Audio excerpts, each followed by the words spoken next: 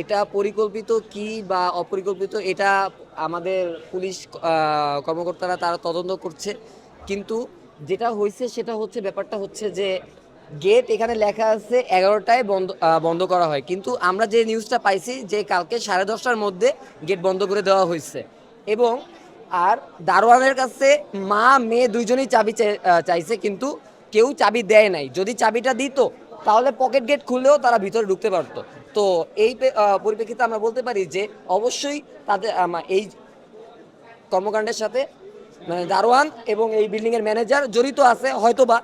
আমরা পুলিশের কাছে অনুরোধ জানাচ্ছি যে তারা যাতে তদন্ত করে আমাদেরকে সুষ্ঠু বিচারটা তাড়াতাড়ি দেওয়ার ব্যবস্থা করে, এবং যদি তারা 48 ঘন্টার ভিতরে আমাদেরকে সুষ্ঠু বিচার না দেয় তাহলে আমরা সাধারণ জনগণ এবং সাধারণ শিক্ষার্থী এর বিরুদ্ধে ব্যবস্থা নিব। সারা দেশের সব জায়গায় এই ছিনতাই ডাকাতি যেগুলো চলতেছে এগুলার পক্ষে তো আমরা আন্দোলন আমরা চাচ্ছি অনির্দিষ্টকালের জন্য চলবে, হ্যাঁ, যতদিন না পর্যন্ত এই বিচার আদায় না হবে, সুষ্ঠু বিচার না আসবে, ততদিন পর্যন্ত আমরা এই আন্দোলন আবারও চালিয়ে যাব। দরকার হলে আমরা আবারও জুলাইয়ের আন্দোলন শুরু করব দরকার হলে।